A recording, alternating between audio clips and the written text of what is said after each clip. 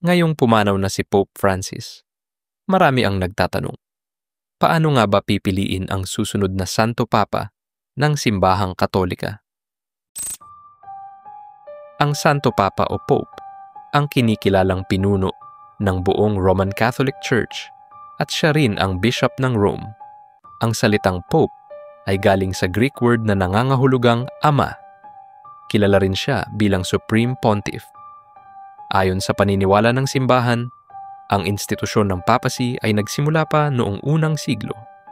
Si Saint Peter, isa sa 12 alagad ni Jesus, ang itinuturing na kauna-unahang Santo Papa, base sa sinabi ni Jesus sa Biblia, at sinundan naman siya ni Pope Linus.